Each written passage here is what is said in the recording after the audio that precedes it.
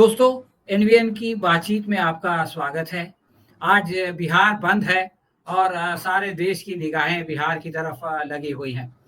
और ये बंद क्यों हो रहा है और इसका क्या प्रभाव बिहार की राजनीति पे पड़ सकता है और इसका क्या प्रभाव जो है वो पूरे देश की राजनीति पे पड़ सकता है। इस पर बातचीत करने के लिए हमारे साथ श्री तुषार गांधी साहब हैं और श्री धनंजय शिंदे साहब हैं। तो आप दोनों का इस कार्यक्रम में स्वागत है। मेरा पहला सवाल तुषार गांधी साहब से ये है कि तुषार साहब, आज जो बिहार का बंद हो रहा है, इसका सबसे मेन उद्देश्य क्या है? ये जो चुनाव आयोग ने एक बहुत ही खतरनाक एक मुहिम शुरू की है चुनाव के मुंह पर। जब चुनाव सामने आ गए तब अचानक से वो जागरूक हुए और उन्होंने जिस प्रकार से मतदाता सूची का पुनर्निरीक्षण करके उसमें लोगों को बेदखल करने की एक मुहिम शुरू की है, वो एक बहुत खतरनाक बात है। और इसके लिए चल के हमारे गणतंत्र के और संविधान की आत्मा को बचाए रखने के लिए आज जो विपक्षों ने बिहार में बिहार बंद का ऐलान किया तो है वो जरूरी है, क्योंकि हमने देखा है कि चुनाव आयोग अब सरमुख हत्यारी की तरह काम करने लगा है और उसको चुनौती अगर देनी है तो हमें रास्तों पर उतर के देना होगा। तो ये इन सब मामलों के कारण ये बंद बुलाया गया है और मुझे लगता है कि ये बंद का जो प्रभाव है वो चुनाव पे बहुत गहरा पड़ेगा। ये एक तरीके से अभी जो सत्ता में गठबंधन है उसको जो एक थोड़ा डर सा महसूस हो रहा है कि कहीं हम सबको हटाया ना दिया जाए। उसके लिए जिस प्रकार से हरियाणा और महाराष्ट्र के चुनाव चुराए गए उसी तरीके से अब बिहार का चुनाव चुराने की साजिश चुनाव आयोग के सहकार के साथ की जा रही है। धनंजय शिंदे साहब, इससे पहले ये शिकायत होती रही है चुनाव आयोग से कि आपकी जो लिस्ट है वो डिफॉल्ट, उसमें फॉल्ट है और उसमें बहुत सारे लोगों के नाम गलत हैं और बहुत सारे लोगों के नाम मिसिंग हैं। तो अब बिहार चुनाव से पहले चुनाव आयोग ने जो है उसको जांच पड़ताल करने का फैसला किया और ये कहा कि हम इसको चेक करेंगे, हम उसको जांचेंगे, हम उसको अप टू डेट करेंगे ताकि चुनाव के बाद इस तरह की शिकायतें ना आए।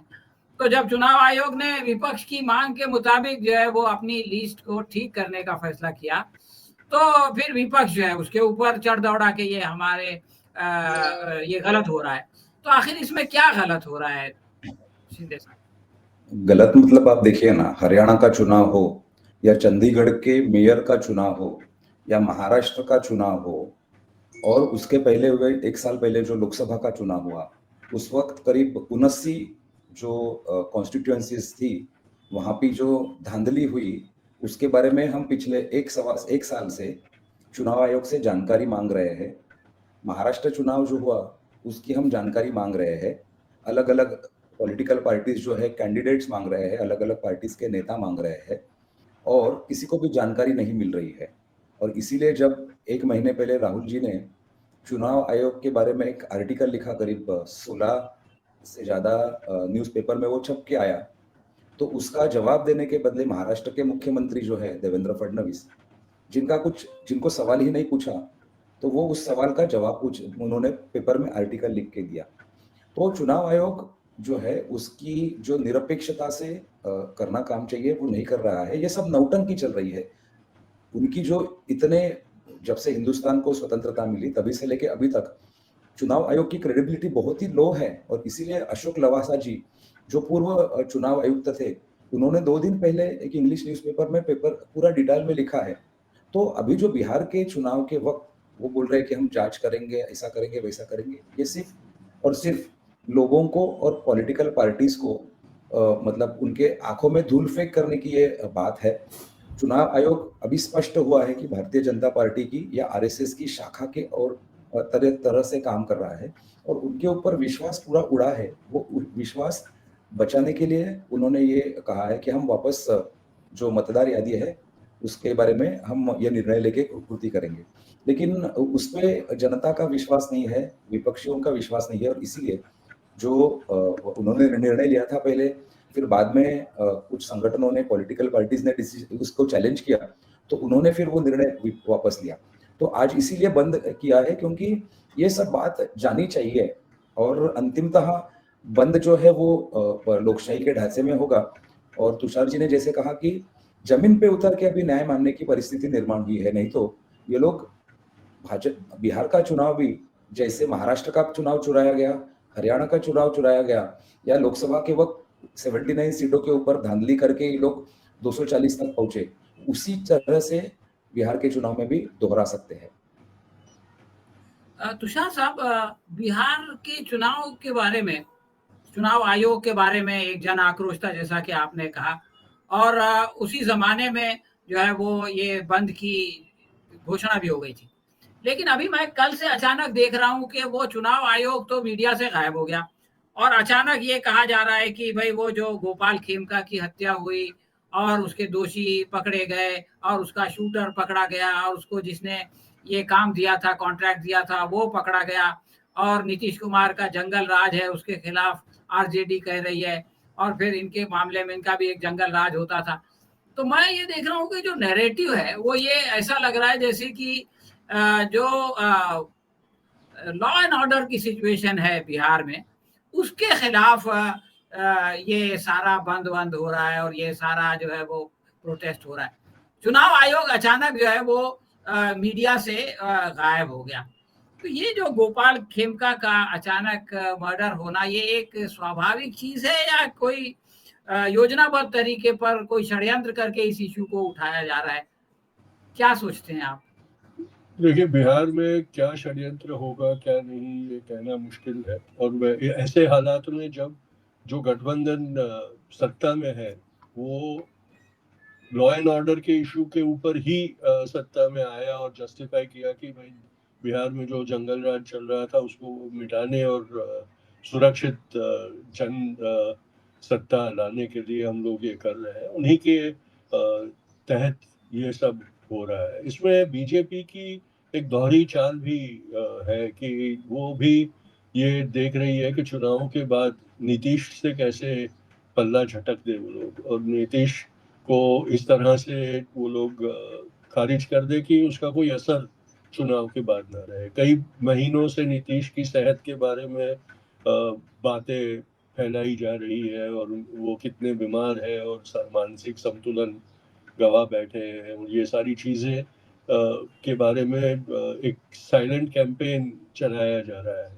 और बीजेपी मुझे लगता है कि अब वो एंड गेम जो बोलते हैं अंग्रेजी में वो कर रही। जिस तरह इधर महाराष्ट्र में उन्होंने शिवसेना को खत्म करने की का खेल खेला और शिवसेना को कमजोर करने में कोई कमी नहीं छोड़ी थी, उसी तरह वहाँ बीजेपी में भी वो बिहार में भी वो लोग वही कर रहे हैं। तो ये चुनाव के पहले मतदाताओं में भी कंफ्यूजन फैलाने की और मतदाताओं को भी एक तरीके से उदासीन कर देने की साजिश है कि चुनाव के दिन तक मतदाता ये सोचे कि भाई मेरे मत का कोई मायना नहीं रखता, कोई फर्क नहीं पड़ता मैं मत दूं या ना दूं।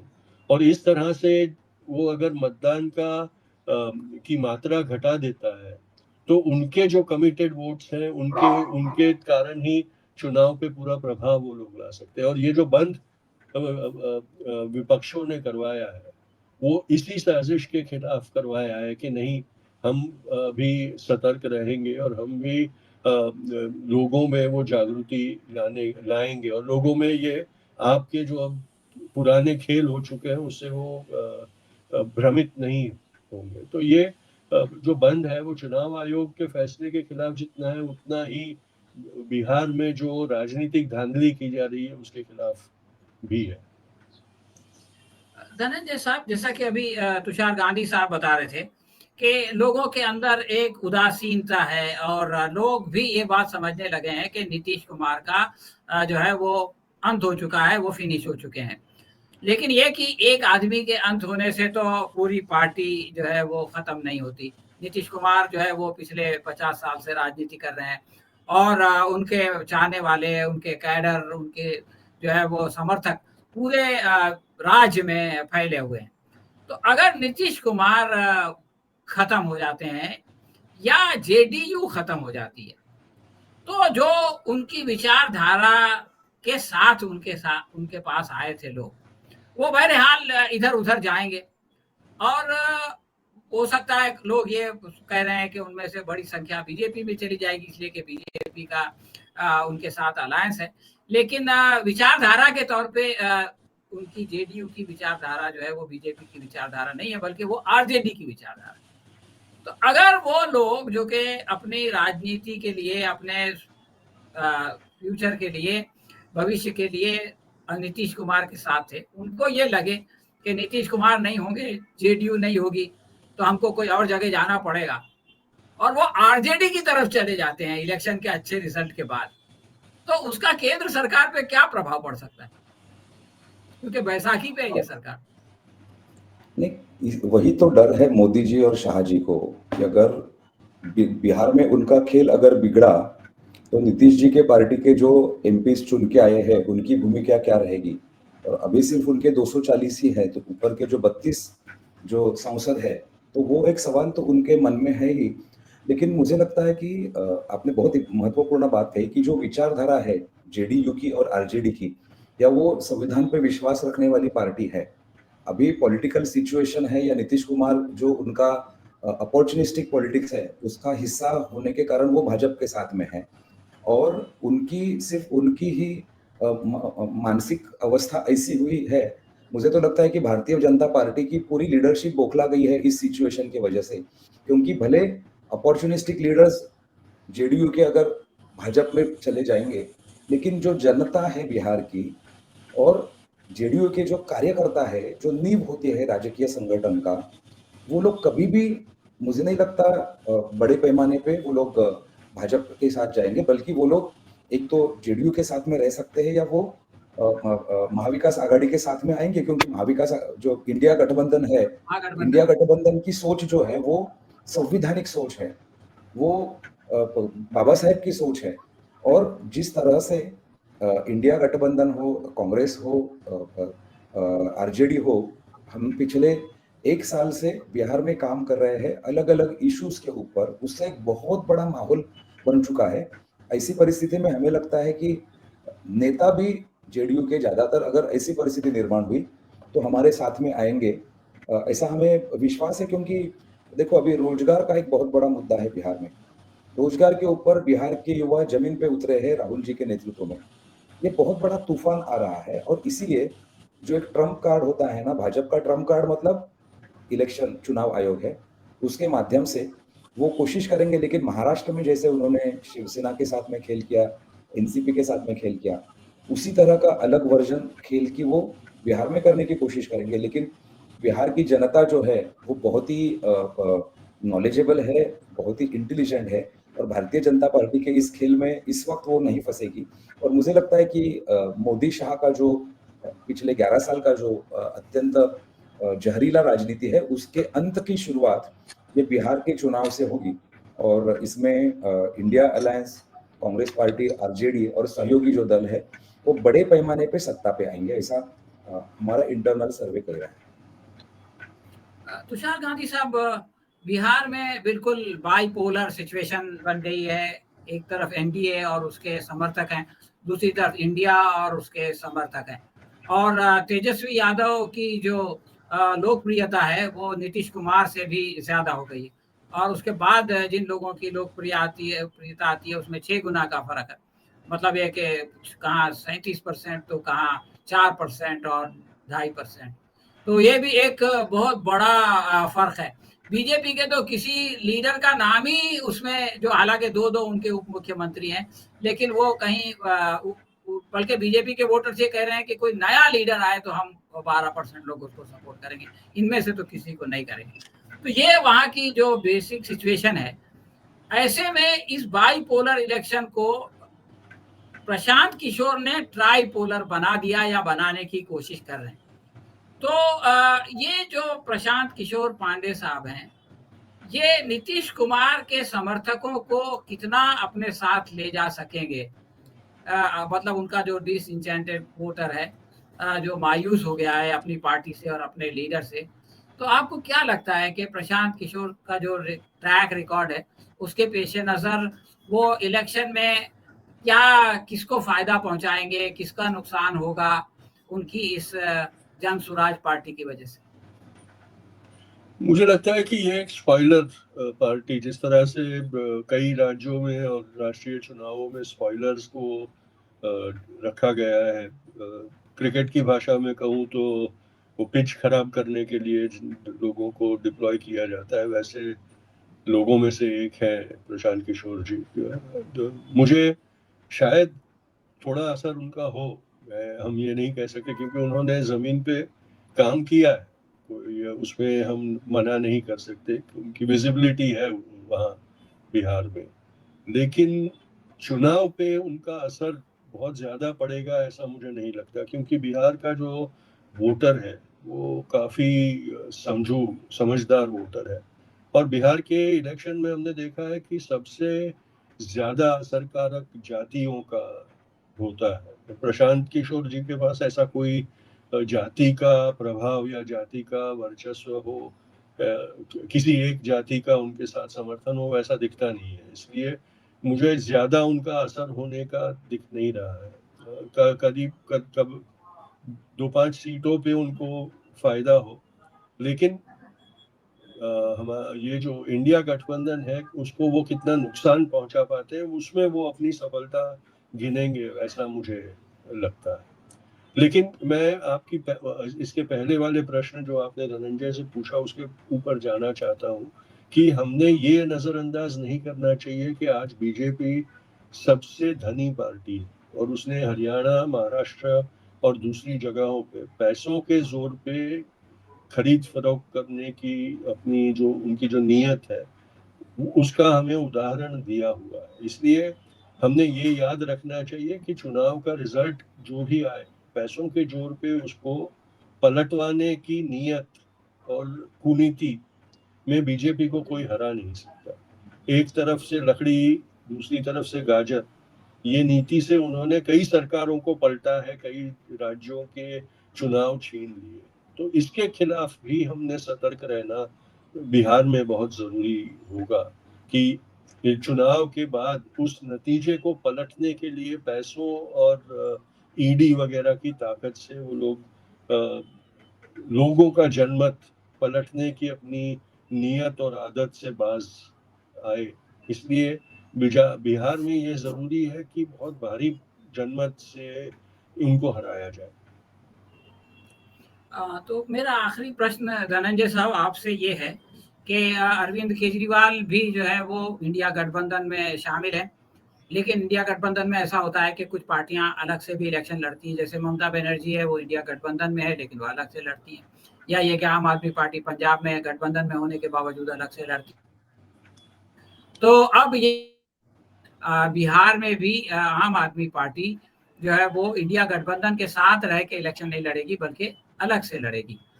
तो अगर हो सकता है कि ये फैसला बदल जाए इलेक्शन के आते-आते, फिर आपस में कोई समझौता हो जाए, मनमुटाव हो जाए। लेकिन अगर नहीं होता है और अरविंद केजरीवाल का ये फैसला बाकी रहता है, जैसा कि अभी गुजरात में हुआ, तो आप क्या समझते हैं कि इस फैसले से एनडीए का नुकसान होगा? क्योंकि आमतौर से ये बात समझी जाती है कि जो तबका बीजेपी को वोट देता है, वही अरविंद केजरीवाल को भी पसंद करता है। तो इससे किसका फ़ायदा होगा? बीजेपी का फ़ायदा होगा या ये कि आरजेडी का यानी महागठबंधन का फ़ायदा होगा? मुझे जितना पता है आम आदमी पार्टी का बिहार में संगठन नहीं है, और जो भी संगठन है वो बहुत मतलब उन्होंने अगर चुनाव में सक्रियता से भाग लेना था तो आपने देखा होगा कि लोकसभा के वक्त भी बिहार से कोई भी कैंडिडेट नहीं लड़ा चुनाव, और पिछले 1 साल से जो मेहनत करनी पड़ती है उतनी मेहनत नहीं दिखी। तो आम आदमी पार्टी का बिहार में कैसा संगठन है, कितना संगठन है, ये एक बार देखना पड़ेगा। मेरे हिसाब से मेरे पास जो जानकारी है उनका संगठन इतना मजबूत है नहीं। और दूसरी चीज आपने जो कहा कि चेहरा कौन है आम आदमी पार्टी का बिहार बिहार में, तो वो चेहरा भी अभी तक क्लियर लोगों के सामने आने की जरूरत है। लेकिन इसके अलावा आपने जो कहा कि भारतीय जनता पार्टी के वोटर्स जो है वही भाजपा आम आदमी पार्टी के भी वोटर्स है, मुझे लगता है कि वोटर्स जो है वो किसी के एक पार्टी के नहीं होते। जैसे हम लोगों के प्रश्न लेके चुनाव के दरमियान जाते हैं, हाँ, फ्लोटिंग वोटर जो है, एक हर पार्टी का कुछ एक फिक्स्ड वोटर शेयर रह सकता है आइडियोलॉजी के हिसाब से। लेकिन फ्लोटिंग वोट जो रहते हैं, जो चुनाव के पहले कुछ दिनों में तय करते हैं कि कौन से पार्टी को वोट देना, उसके बारे में हम ज़रूर कह सकते हैं। लेकिन मुझे लगता है कि जो हिसाब से इंडिया गठबंधन के नेतृत्व में प्रचार चल रहा है, तो प्रशांत पांडे जी हो या आम आदमी पार्टी हो, उनका इस तूफान के सामने ज़्यादा कुछ परिणाम नहीं होगा और इंडिया गठबंधन को डैमेज नहीं कर सकते, ऐसा मुझे लग रहा है। जिस प्रक्रिया में जो भी डैमेज होगा, वो भारतीय जनता पार्टी का बड़े पैमाने पे डैमेज हो रहा है, क्योंकि बिहार के लोगों को भी पता चला है कि चुनाव आयोग की जो भूमिका है वो निष्पक्ष नहीं है। और इसीलिए आपको पता है कि जो सैनिटरी नैपकिन का जो भारतीय जनता पार्टी के जो लोग हैं, उनके माध्यम से एक कैंपेन चलाने की कोशिश रही, लेकिन कांग्रेस पार्टी की ओर से राहुल गांधी जी की छवि खराब करने की उन्होंने एक कोशिश की, और वो उनके ऊपर, भाजपा ऊपर बैकफायर हो रही है, क्योंकि बिहार में 50% से ज्यादा जो महिला वोटर्स है, उनको ये चीज जरा भी पसंद नहीं आई है। सिर्फ बिहार ही नहीं, बल्कि पूरे हिंदुस्तान की महिलाएं जो है, उन्होंने राहुल गांधी जी को भाई माना। भारत जोड़ो यात्रा के माध्यम से वो अपने माँ बहन जैसे सभी महिलाओं से मिले और उनका जो प्यार मिला, वही प्यार का नतीजा बिहार में भी दिख रहा है। तो भारतीय जनता पार्टी जो भी प्रयोग करेगी, हमें विश्वास है कि बिहार में भाजपा का प्रयोग जो है वो यशस्वी नहीं होगा और इंडिया गठबंधन बहुत अच्छे पैमाने पे वहाँ पे सत्ता पे आएगी, बड़े मार्जिन पे सत्ता पे आएगी। और मोदी जी की जो अंतरराष्ट्रीय स्तर पे, राष्ट्रीय स्तर पे आर्थिक, राजकीय जो उनकी जो कमजोरियां हैं, वो इस चुनाव के बाद में बड़े पैमाने पे हिंदुस्तान में फैल जाएगी। और ये पॉलिटिकली मैं बहुत जिम्मेदारी से कह रहा हूँ कि भारतीय जनता पार्टी की और मोदी जी और शाह जी की भले कितना भी पैसा हो, उनकी उल्टी गिनती जो है इस चुनाव के परिणाम के बाद में से हिंदुस्तान की जनता को देखने मिलेगी। हाँ, तो दोस्तों आपने देखा कि किस तरह से बीजेपी के आजकल उल्टे दिन चल रहे हैं। पहले इन्होंने सिंदूर बांटने की बात की, फिर वो भी उनको वापस लेना पड़ा, और अब ये सैनिटरी का मामला आया तो ये भी जो है वो उनके ऊपर उल्टा पड़ गया। तो ऐसा लगता है कि इनके सितारे गर्दिश में आ चुके हैं और ये विनाशकाली विपरीत बुद्धि जो कुछ भी कर रहे हैं, उसका नतीजा जो है वो इनके फेवर में आने के बजाय इनके खिलाफ होता जा रहा है। तो ये हमारी आज की बातचीत थी बिहार के बारे में। आज का बहुत बड़ा दिन है बिहार में, बिहार बंद का दिन, और इसके किस तरह के राजनीतिक परिणाम वहाँ पड़ रहे हैं और पूरे देश में पड़ेंगे, इस पर हमारे साथ तुषार गांधी साहब और धनंजय शिंदे साहब बातचीत कर रहे थे। हम इन दोनों के शुक्रगुजार हैं और आइंदा भी जो है वो इनसे बात करते रहेंगे। बहुत बहुत धन्यवाद।